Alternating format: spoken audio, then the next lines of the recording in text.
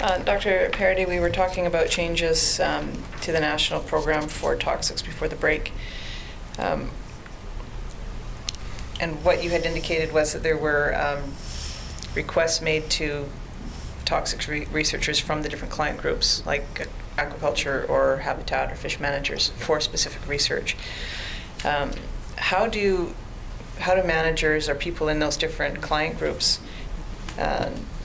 make specific requests for research if there isn't? How do they learn about new and emerging issues if they are the ones who need to make the request down to science? How does science then communicate up to those client groups that there are emerging issues they need to pay attention to? Well, for most of the program, and the way it operated is annually we have a priority setting process. We're asking region what the priorities are, and we're talking with our, like what we would call our clients, like fisheries management, habitat management, aquaculture management, species at risk, to find out what is it that they need. And then, our own scientists would propose activities, and, the regional scientists or the manager from the region would come to Ottawa or, wherever we have like the planning meeting to actually bring regional issues of concern in the system. Science managers? Yes. Okay.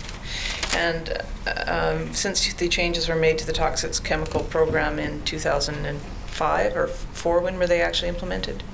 2004? Yeah, 2004. 4 or 5? Yeah, 4 or 5. Okay. Since the changes were made, have any toxic research programs been prioritized in the Pacific region? I couldn't tell you. Tab 6 of the Commission's list of documents is a PowerPoint presentation dated December 2005. And is this a document that you prepared? Yes. Okay, and what was the purpose of this document? I think it's a presentation we made to the National Science Directors Committee. To explain what? Let me just have a look. So that's tab 6 in the Commission. Because there's been a lot of those being presented.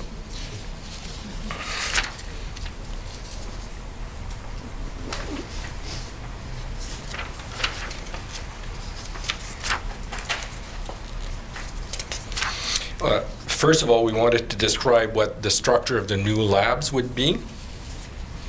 Okay, define the principle for those labs. So was that, if you see on the bottom of the page, there'll be an actual page reference number. If you can show us what you're looking at, that would be helpful. If you look at page 7, for example. Okay, so it actually described where the various activities would take place. The previous page was actually an explanation of what would be reduced and what would be added to some of the regions. And then, explain some of the principle that it would provide analytical services to all the departments on toxic research, be managed by a national board of science managers, that would be funded by ABASE, which is regional and national funds. So that would be on page 8 and 9, is it set up? Yeah, that's it.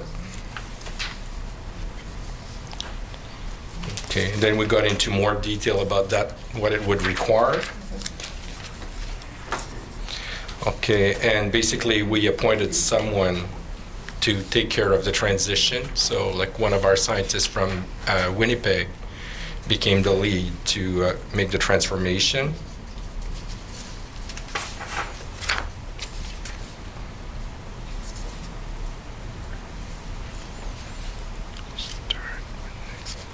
So, and then, there was some discussion about the resources required to manage the analytical lab, and then the lab manager's job and the evaluation, timing, and, the fact that there were some opportunities for promotion. All right, and the unknowns are on the last page, page Yeah. 16? Yes. Okay. And so you can see that the size and the nature of the national toxic chemical program had not been decided yet. It was presented at at a subsequent meeting. Okay, the relationship among the department had to be clarified. And expectation from the marine environmental quality under the Oceans Action Plan, okay, and was how much should be done and who would be doing it. And these unknowns that are described on this last page, do they remain unknowns today? No, because like that's where the following meeting of the NSDC where it got discussed had two options, was to create a national fund to do those things, and the other one was to actually delegate to the regions the responsibility to establish how those things would be solved. This is the size and nature of the National Toxic Chemical Program. That's okay. it. The relationships among the different agencies, though, does that remain unclear? Well, in some cases it was fairly clear and simple, in some other it was a bit more complicated. Right, and so we have heard today and yesterday about some of the differences about responsibility by DFO and Environment Canada and who's responsible for what. There seems to be still some gray areas there. Is that remains the case? Yeah, I would believe so. Okay. And expectations for marine environmental quality under the Oceans Actions Plan, has that been resolved? Not really. Okay. Could I have this mark, please? It's the next exhibit. Exhibit 995. This, maybe not this exact presentation, but a similar presentation was made in the regions, was it? To explain what the changes were going to be to the program? I don't know. Okay. Do you know how the regions reacted to the changes being made to the toxics program?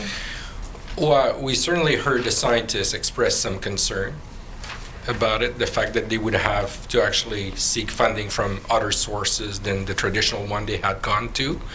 And so, like, you know, a number of scientists were wondering how they would get funded to do their work. Was there any concern in the Pacific region that the fates and transportation work, or transport, excuse me, work that was done for contaminants in the Pacific regions by DFO was not going to be picked up or taken on by Environment Canada? Yeah, I think it did. Right, that was expressed to you at the time. Well, not specifically for this region. But you did know about that being a concern in the Pacific region? Yeah, I would say so. Okay.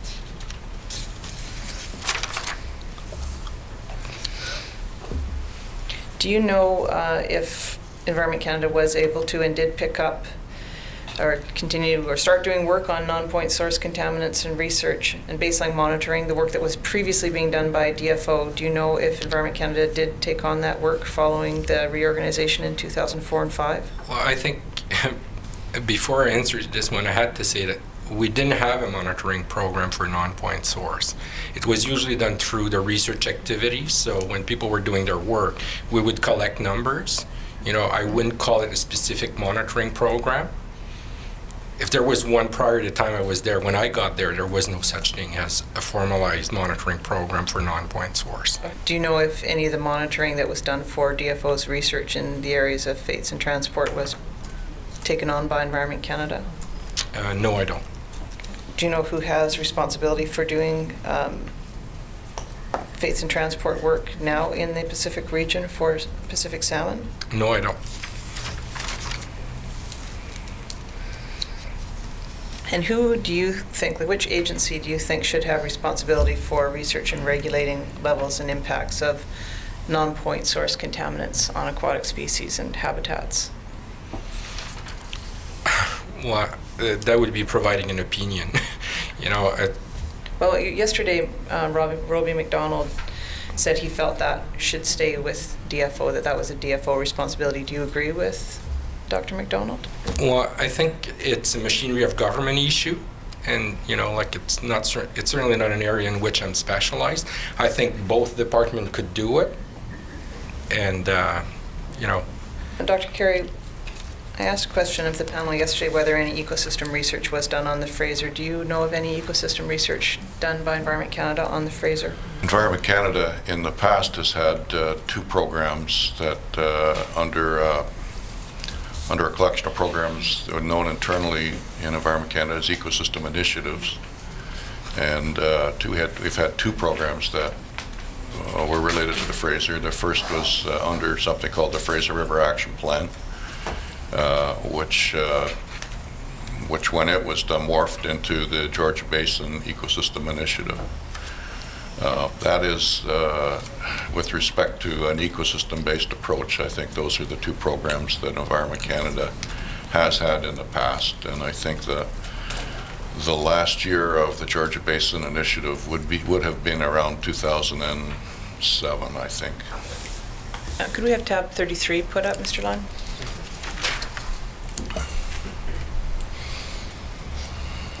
Is this the report from the Georgia Basin Initiative? Yes. Okay, could I have that marked, please? Exhibit 996. Should say that the ecosystem initiatives were quite broad. They involved, they were meant to involve wildlife, in some cases governance issues, engaging with provincial agencies, etc. And so reports like this, but on a number of issues, would have been prepared under that initiative. In the last 10 years that you were part of the department, was any ecosystem contaminant research done on the Fraser? Well, in terms of the identification, the fate, and transport of contaminants, yes, Under Environment Canada? by Environment Canada. Okay, is that different from what's in the Georgia Basin report? Well, yes, I would say, simply because prior to 2005, well, the water quality monitoring, for example, was done through the regional group, reporting to the regional director general. The water quality research program, including the water research program in general, was a national program reporting to the director general of the National Water Research Institute, and that was me. And they were independent programs. The national program was national in scope, so and it was issues based. And so, for example, we had a national project on impacts of land use on water quality that looked into agriculture and forestry, for example, some of your traditional non-point source programs. It was one of our 12 programs, and they're quite significant in scope, I would say. Those program areas would involve between 7 and 12 research scientists, and that was the basic structure of our national research program. Some of that work would have happened in the Fraser. It would not have been targeted at the Fraser because they were national in scope, but we would have collected data from the Fraser in some cases to do that. It's hard to put a handle on that because they were not targeted at the specific ecosystem. They're targeted at the issue itself. So there's no specific ecosystem project for the Fraser system then? Not that I'm aware of, no. And how about has Environment Canada, to your knowledge, done any research or provided science advice on Pacific salmon? I can't bring any to mind, no, not that I'm aware of. Okay. We've talked Not since the very early 90s. Okay. We have talked a little bit about pesticides in the last couple of days, and I just wanted to talk to you about a report that I know it came out after you had left the department, but I think you were involved in some of you knew about this project as the work was being done, and that is at tab 32. And Just to clarify, I was one of the initiators of the project. Okay. So you're well aware of it. So we'll get into this in a little bit. So I just wanted to identify it first. It's called Presence and Levels of Priority Pesticides in Selected Canadian Aquatic Ecosystems. It's dated May 2011, but it's from your Directorate, Water Science and Technology, where you were working before you retired in January or December? December. I retired officially in July of 2010, but my job changed and I was in a pre-retirement mode from January 2010. Okay. So this report, you've seen this. I was undertaking what they called knowledge transfer after January 2010. This report, then you've seen this and you're familiar with it. I'm familiar with this Okay. report, yes. At least it's early drafts. Let me have that marked, please. 997. I don't know if we're going to make it to 1,000 before the lunch break, but we're getting close. All right, so tell me about the reason this report was done. You said you're one of the initiators for it. Yes. We received, through a Treasury Board submission, the department received some new funding of a type we know as sunsetted funding. In other words, it's not ongoing. The funding comes for a period of years and then it disappears again. And it was also profiled in an odd way, so that, as I recall, it was between $1 and $2 million at the start, and dropped down to $1 million towards the end of the program. The department set up a centrally managed pest fund, as we called it, to manage research in pesticides, to provide PMRA, the Pesticide Management Regulatory Agency, with advice on pesticides. And rather than have the research fund decrease, the suggestion I made that was ultimately accepted was we take the money that was going to decrease and fund a surveillance study on the presence of pesticides across Canada in our aquatic resources. And this, because it was prior to the transformation, this would need to be delivered by the regional groups, including the group in Vancouver. And so they were funded to conduct, over a period of several years, some surveillance studies on presence of pesticides in water in this region, rivers in this region, that would be rolled up into a national report. The idea being to provide an overview, the best we could, of pesticide occurrence in waters across Canada for that time period.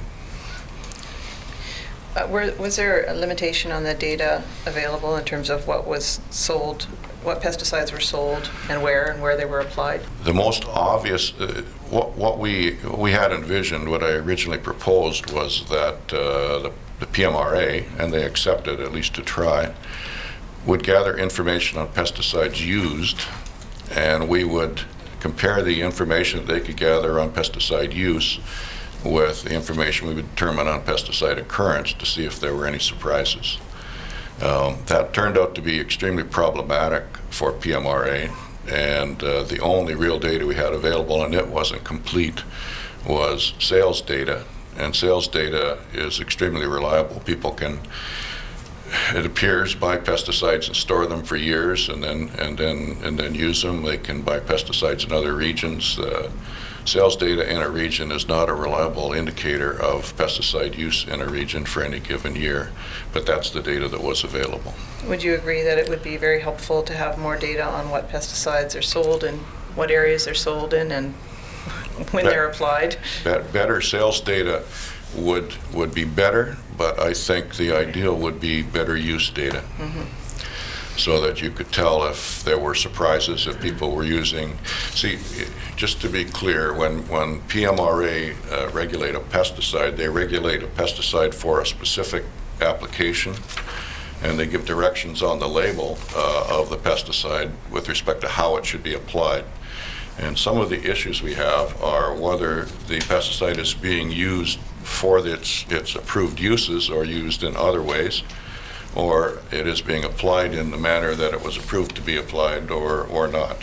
And it's hard to understand that because it's happening at the individual level, individual woodlot, individual farm, etc.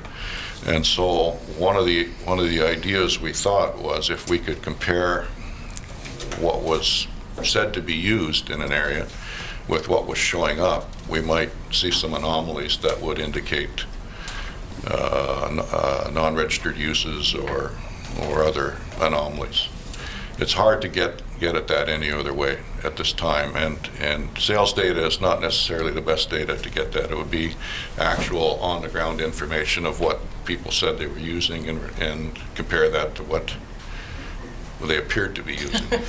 Did Environment Canada work with any DFO contaminant researchers on this project, such as Peter Ross? Not that I'm aware of. DFO managed their pesticide project quite separately. We did just to be clear, we did sit down in an interdepartmental meeting. I mentioned earlier these interdepartmental working groups. There was one on pesticides. We sat down together. We compared programs, and we did not see enough overlap in the programs to collaborate on specific activities, and so we proceeded independently. The last couple questions I have relate to the toxic chemical program within DFO and how that changed. What did you understand would be the responsibility of Environment Canada, and what would be the responsibility of Fisheries and Oceans for toxic research in Canada? And I'm asking because you were involved in the early stages, you said, of the review of toxic chemicals in DFO. I was the point person to provide input on behalf of Environment Canada for DFO's toxics review. So I collected information and opinions and synthesized them and delivered them to DFO's Science Directors Committee. And when they refer in their reports to EC's opinion, that's the information I delivered. Right, so what did you understand was the split then in terms of toxic research between Environment Canada and DFO? If I may, could I just clarify a little bit of background? Yep. Specifically with respect to SEPA, but also to a certain extent with our understanding of Environment Canada's responsibilities with Section 36. Our understanding was Section 36 is a section that deals with the deposit of a deleterious substance. There is what I know, perhaps it's not the correct legal term, but what I know is the general prohibition in the Fisheries Act against deposit of a deleterious substance. And Section 36 creates the possibility that a substance could be deposited if certain conditions were met, i.e. We set regulations. And effectively, my understanding is if those conditions are met, someone has authority to deposit that substance. If those conditions are not met, stated in their regulation, they do not have authority, and the general prohibition applies, and they are charged with deposit without authority. All that being said, specifically, those regulations are developed, and this is my point, those regulations are developed at the level of toxic effects on individual organisms to a great extent. If you think about a chain going from individual organisms to local communities to populations, we focus in Environment Canada on effects on individual organisms, not effects on populations. In general, we feel that by protecting individual organisms, we should be protecting populations. And so we do not go and look for population level effects, because if we've seen them, it more or less implies that we failed to do our duty with respect to protecting individual organisms. So I have seen cases where I don't want to say sockeye because I haven't seen specific examples on sockeye, but take a lobster that has an intersex condition's been exposed to endocrine disruptors and has developed sexual organs for both males and females. We don't feel to demonstrate that the lobster population is at risk to know that's a bad thing. And so we believe it's sufficient to focus on effects on individual organisms, both for Section 36 and the effects of deposits, and certainly for SEPA. And that's been a philosophy of ours. So that led our input to this toxics review, because we maintained a very significant research program, and post-95, post-program review, we picked up some DFO scientists who have been working on fish, individual fish, not populations. And so we maintained a significant research program in support of our development of regulations under Section 36 and our development of regulations under SEPA on toxic substances, and to some extent it was duplicated in DFO. And we communicated to DFO that Environment Canada thought it was their business to do that, and we would be happy to continue to do that. We communicated to DFO that we did not think it was our business to look at the overall effect at the population level of toxic substances, and that we would be very comfortable and encourage DFO to focus their toxics work at the population level. And that would be relevant to their mandate with respect to the management of populations of commercially harvested fish, and that would help us out because it would give us more information, but not specific information, that we would keep our programs focused on the specific information we felt we needed to develop our regulations under Section 36 and to conduct our responsibilities with respect to the general management of toxic substances under SEPA. So that's what we communicated. That's what's reflected, I believe, in the documents that you've presented, both the decks and the report. And so when we left, what we saw was our input had been reflected in the documents, and we anticipated that when DFO implemented the changes, they would implement them in a manner consistent with the priorities mentioned in the documents. And that's where I left it. Do you know if that actually happened? Well, it seems it did not happen consistently. Be a bit of a change in wording that I was not aware of at that time, with respect to how DFO now interprets Environment Canada's responsibilities in Section 36. When the Department of Fisheries and Oceans changed its toxic chemical program, was any non-point source contaminants research that was previously being done by Department of Fisheries and Oceans taken on by Environment Canada? Taken on, either accommodated into existing programs or actually taken over a program? let me I can give you a long-winded answer to that then, and a bit of background. As DFO implemented these changes, I would say that the communication was very inadequate with respect to what was going to happen. And my supervisor, I went from being an acting ADM to having an ADM to being acting ADM again. So partially when I was ADM, I did it myself, and partially when I had an ADM boss, I did it with him.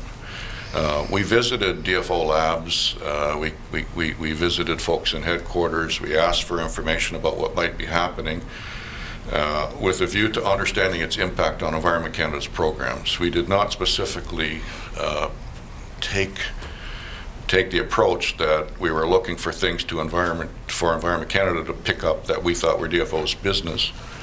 But we were very, very interested on the degree to which these changes that were happening, when we could get the information, would impact Environment Canada's mandate. And we tried to get information of that type. With respect to what we picked up in the end, in terms of a program, the only program that I'm aware of that we picked up as a program involving the moving of people and resources to Environment Canada was the Great Lakes Fish Contaminants Monitoring Program. With respect to the changes we made internally, and I'll emphasize that Environment Canada had a very significant research component already in the aquatic ecosystem effects of atmospherically transported contaminants, of agricultural practices, of urban runoff, wet weather pollution, combined sewer overflows, and also of forestry practices. And so what we tried to determine is if any of the things that DFO seemed to be getting out of would be gaps in our program that we needed to modify. And so our approach was to look at how might we modify our program, given we had a fixed budget, to cover off things that Environment Canada, that would be important to Environment Canada. The second thing I'll point out is that as a result of program review in 1995, Environment Canada picked up 7 or 8 toxic chemical researchers from DFO, one of whom is an international expert in long-range transport of atmospheric pollutants, Derek Muir. A couple of them were fish specialists, etc. So that by the time these changes had occurred, we had already changed our program to cover off some of the things that were covered off in these changes. So I would say in some cases we made small internal modifications. In some cases we said we have an adequate enough program without DFO's contributions. And in one case we said this is a gap that we don't have a duplication for. That's the fish surveillance program in the Great Lakes. It's clear federal mandate. It's international treaty that it addresses. It's a commitment to the Americans to do it, and our minister approved us picking it up as a program. Was any contaminants work or monitoring associated with research that was being done by Fisheries and Oceans in relation to Pacific salmon incorporated into Environment Canada's work? I don't believe so, no. To have the budget to do all of the toxic chemicals work that it thinks it needs to do to meet its mandate? Well, you know, that's a very open-ended question. Environment Canada has a very significant toxics research mandate, the water quality research program in its full scope. Now, I'm speaking prior to my retirement. I think it's probably changed a bit now, but it varied between $35 and $50 million annually. And we set priorities, and I'm not aware of a big issue that we missed with respect to our mandate. Fact of the matter is, there were a lot of things we couldn't do. There's a certain feature of the kind of decisions that you have to make where you pick the big ones and you do them, you look for the next ones, and it's kind of like the law of diminishing returns. So we think we got the most important ones. We tried very hard to do that. If we didn't do that, then we would have recognized it as a failure on our part to get it right. But we didn't do everything we wanted to do, but it may be that the ones that we didn't do were somewhat less important. So could we use extra money and justify it? Yes. But I don't know that I would say that we don't have the money necessary to do what's important for our mandate. Would you say that as some of the reprioritization that's had to be done, or I suppose it's always been done within Environment Canada, there's been a movement away from traditional fates and transport work, including effects on fish? Well, I think we still do plenty of fate and transport work. Just to be clear, we don't. Our work is organized now. Our org structure is around issues. So we don't have, a pesticide group only working on pesticides. We have a multidisciplinary team working on a project on the aquatic ecosystem impacts of agricultural practices that will include a chemist who's doing pesticide work, along with a hydrologist, along with some soil specialists, etc. I don't know how I got off on that. What was your question again? I was asking if there had been a movement away from traditional fates and transport research for fish. I'm sorry. As part of that organization, we do reviews every year of the priorities, and we change them. And about every 3 years, we do reviews of the actual mix of expertise in the projects, and we move people between projects. So we have a flexible structure that allows what you're talking about and expects it on an annual basis. And about every 3 to 5 years, we do a complete review of the 12 projects, seeking our clients' input to try and find out if we've got the right 12 projects from the point of view of our internal clients in the department and our department's mandate. So I would say, short answer to your question is, we do that on a routine basis, modifying our program as necessary. Within the different project areas you're working on? Correct. Okay, thank you. Those are my questions for these witnesses. The first questioner will be Mark East for Canada. Mr. Commissioner, I'll keep my questions to the next 15 minutes. I'll be done at 12:30. I may ask a series of questions to Dr. Paradis, and to start, I'd like to call up Exhibit 47, and I believe that is tab 8 of Canada's list of documents.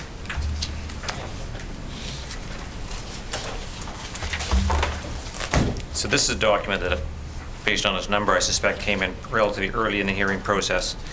And Dr. Paradis, are you familiar with this document? Yes, I do. And I just wanted to follow up with the question Mr. Commissioner asked you about, where all the stuff we've talked today about toxic chemicals program or lack of program and its reduction, how that fits into things like the wild salmon policy. And I just wanted to take you to this document. Perhaps we can go to page 1 under the introduction. And I just want to read a section and then perhaps ask you a question based on that. And so, where it says in the second paragraph, starting with the Science Management Board, and it explains what the Science Management Board is. Do you have that in front of you? Yes, I do. Okay. It's on the screen. A little further down, it talks about in October 2005. Now, that's right around the time that a lot of this discussion is taking place, some of these decks that you're doing. Is that right? Yes. In October 2005, the Science Management Board confirmed that the highest priority for DFO Science is providing scientific support for ecosystem-based management. To provide this support, DFO Science needs a framework for realigning its focus to ensure the long-term stability of the monitoring and data management programs, to maximize flexibility in the area of research and the provision of products, services, and particularly scientific advice to respond to changing needs. Can you talk about a little bit of what those changing needs are? Would you know what they're referring to there? Well, I think in Canada and internationally, people came to the conclusion that managing line program or, standalone program was not the right way to do the business. The idea is in the ecosystem, there's interaction between different factors. And, people in this region would know about the interaction between the species at risk, the different salmon species that are at risk, and, the wild salmon in general. And, so we couldn't treat the invasive, the species at risk separately from the rest of the other species because, they're blended in the same ecosystem. They operate together. So I think, the idea was to move our science program to stop looking at issues one-on-one, but to put them in a broader perspective where all of the interaction would be assessed at the same time. Leaves tab 7, Canada's documents, and that's Exhibit 40. And I actually just want to take a look at the table of contents.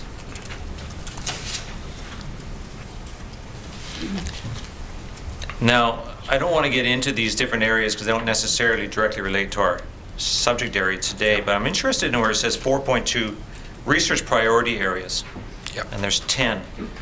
I notice that toxic chemicals research is not listed as any of these priorities. No, it's not, because it was agreed that, toxic chemical could actually be undertaken under a number of those issues. So toxic chemical would have an impact on the fish population and the species at risk. It would have on habitat issues. It would have, in invasive species, aquatic animal health. So generally speaking, people thought that, toxic chemical could be linked to all of those or should be covered in all of those things. So if there was funding allocated nationally or in the region to a priority and a project or a program, and that project or program had a component that required toxic chemicals research, Yeah. is that the idea where where the toxic chemical scientists would get some of their funding? Well, that was for example, I think in the Pacific region, Peter Ross did a lot of research on toxic chemical and killer whales, I believe. Or, he did certainly on marine mammals and seals. So it was actually getting funding from species at risk programs and other sources of funds. Follow on this theme, I'd like to take you to tab 1 of Canada's documents. That was marked as an exhibit yesterday. Exhibit 981.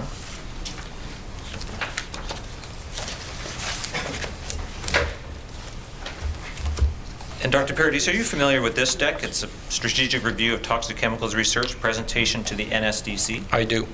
And did you have an involvement with this deck? Yes, I have. In fact, were you the I prepared the deck. You prepared the deck, okay. I wanted to go, and in the interest of time, I wanted to go quickly to page 7, slide 7.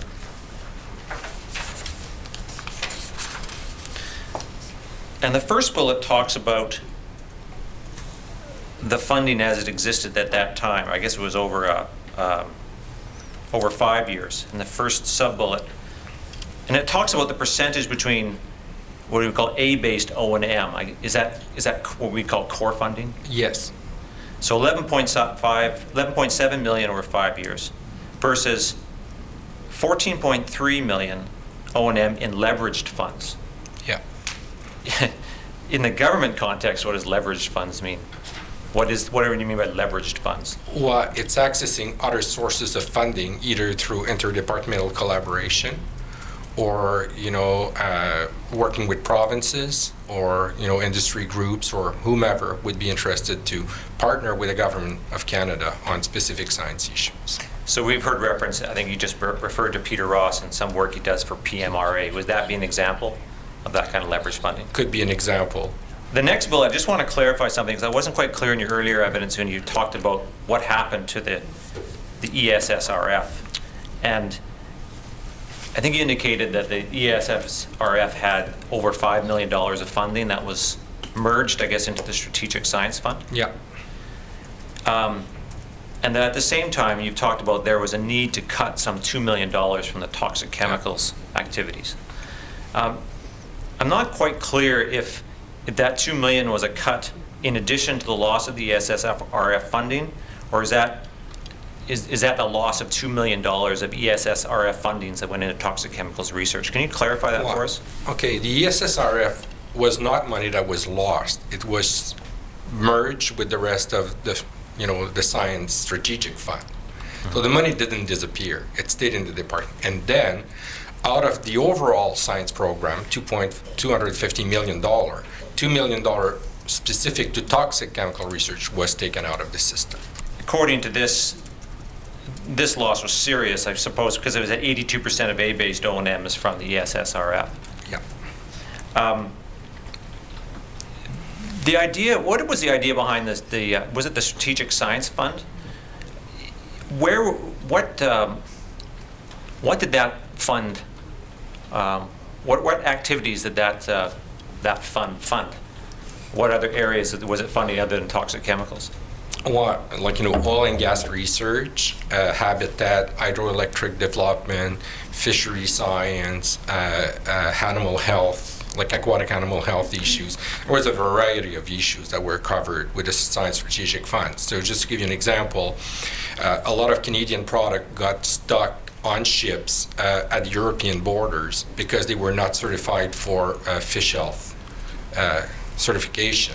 So we had to take money away from other programs and move it to actually develop the capacity to confirm, that Canadian products didn't have any disease into them before they access the European market. So that's an example. Invasive species were the same. We had a growth of invasive species in Canada. In fact, the mussel industry in PEI was under a lot of pressure by a new kind of invader called the tunicates. So when it got all rolled together, the Science Management Committee, instead of having two pots setting two sets of priorities, actually had only one pot to set all the priorities for the sector. I'd like to go on to the next slide then. It's slide 8, and we've looked at this before a couple times.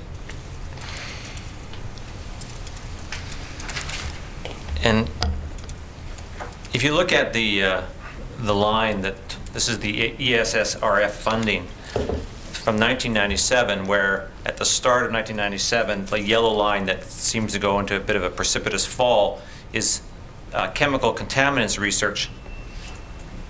Other lines are going up. Looking at some of these other topics that seem to be growing in funding, Yep. recognizing that the ESSRF eventually gets merged,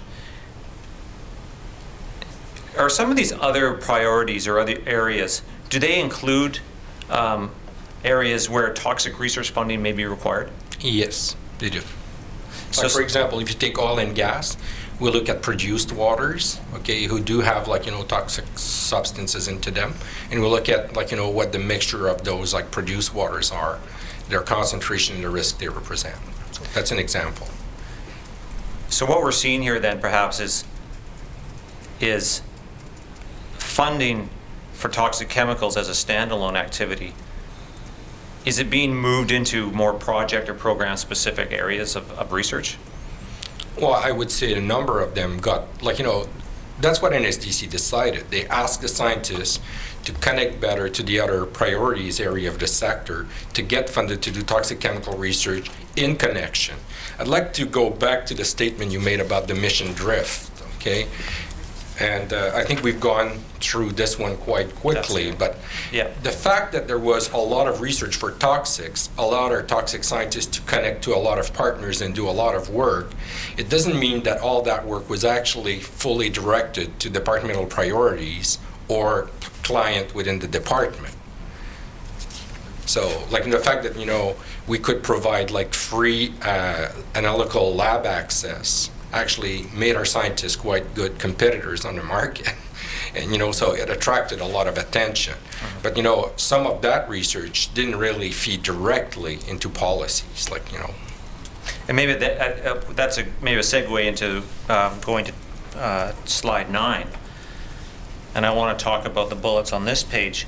Looking at the second bullet, new directions. Allocate higher priority to studies on biological effects of toxic chemicals on fishery resources and habitat. And lower priority to standalone studies on fate or residues not linked to effects. And then looking at the next bullet, focus on solving practical problems that are essential to DFO's mandate obligations and needs and clients. Is this a statement, another statement of what you just said now about orienting the research toward the needs of DFO's internal clients? Yes. Because yesterday, Dr. McDonald mentioned that clients, in a much broader perspective, having been the one who wrote this deck, I can tell you that clients at that time didn't mean external people. We didn't have any structure to consult with First Nations or industry people. It was largely internal clients like as habitat protection, habitat management, fisheries management, aquaculture management, species at risk program. Those were the clients we were actually servicing. And that's the clients that you're referring to That's in the the clients we're context of this referring deck. to it. And bringing us back to where we started, talking about the ecosystem-based approach to science, and maybe using even the wild salmon policy as an example, is this a situation where the toxic chemicals research that's being done would be oriented to clients internally in government that would need that research on a program or project-specific basis? Yeah, and I think, it would actually refer to the fisheries management program in this region, the habitat management program, and by extension, some of the other commitments we have with the Pacific Salmon Commission and under the Pacific Salmon Treaty.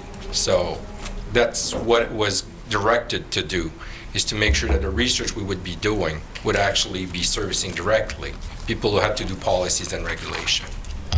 Thank you. And I've just got one more question for Dr. Paradis, and that's going to now to tab 16 of the Commission's list of documents, Exhibit 9H2. And I think you're familiar with this deck, Dr. Paradis. I believe you said that you presented this deck? Yeah. Go to slide 10.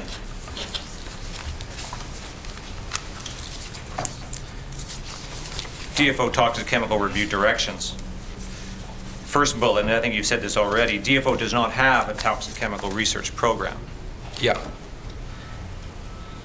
And secondly, the second bullet, and this is what I really want to focus on, toxic chemical should not be done as a standalone, needs to be linked to other issues. Habitat, O&G? Oh, what's O&G? Oil and gas. Oil and and gas. Being BC, I wouldn't have known that one. Aquaculture, fisheries, etc. So this is, again, would you agree, is this where the Department of Fisheries and Oceans was going with toxic chemical research? That was the direction. Okay. And then over on the next page, I just to give some examples. And the last bullet. There's Sydney Tar Pond, National Dioxin Program, St. Lawrence and Great Lakes contaminants monitoring. Were these national priorities at that time? Yeah, they were regional priorities rolled up into the national. In the Program. regions, if a region identified a priority, would they be able to obtain toxic chemical funding? Or is that something Well, you when can the answer? fund was in existence, they would get it through the ESSRF. After the ESSF rolled up, within a region, if a regional priority needed toxic chemical funding, where would that funding come from? Well, it was decided that, the programs, we would look at the other research program to support, the requirement of toxics research. If I may just ask one other quick question, just to leave the last word for Dr. Carey and Ms. Walls. So we've heard a lot of discussion about gaps between Environment Canada and DFO, both regionally and nationally, especially back in the mid-2000s. Now, I want to bring it forward to today and just ask a very simple question. In the time that you were still with Environment Canada, I know you're not there now, did Environment Canada, at the national and regional level, at all levels within the organization, did you talk to the people that you needed to talk to at DFO to get the information that you required from DFO? That's just open-ended question, if you could just comment on that. Oh, I did more than, I would say I did more than talk for some specific issues. For example, from 1988 to 1992, I led Environment Canada's portion of the science that went into the regulatory amendments for pulp and paper that brought all mills in Canada under the Fisheries Act regulations for pulp and paper and developed some new CEPA regulations. That involved a half a dozen DFO scientists who worked as part of the team, and we worked as a coordinated, unified team on that issue. So when we had specific issues, we certainly talked, and when we had issues of joint interest, for example, there was a project done between individual scientists within DFO on the East Coast, Wayne Fairchild in particular, and one of our leads, Scott Brown, on the impact of some spruce budworm spray adjuvants on Pacific salmon. Some very interesting work. That was joint programs, and we did more than talk. We worked together on that issue, and both departments funded their scientists to work on them. So when the need arose and when it became obvious, yes, we talked and we worked together. There was no annual meeting, so to speak, but we certainly crossed paths from time to time and compared notes, and we knew each other personally and kept each other informed. Ms. Walsh? I'd say yes, where we had programs of common priority and interest. For example, the Contaminated Sites Program, environmental emergencies, project-specific environmental assessments. Environment Canada and DFO specialists would work together, talk to each other. DFO's input was focused on the bio requirements for protection of the biophysical habitat of the fish, and Environment Canada's work was focused on preventing pollution at the source. But where we had common areas of common program work that we did coordinate and collaborate, yes. Thank you very much for your time, and those are my questions, Mr. Commissioner. Hearing is now adjourned until 2 p.m.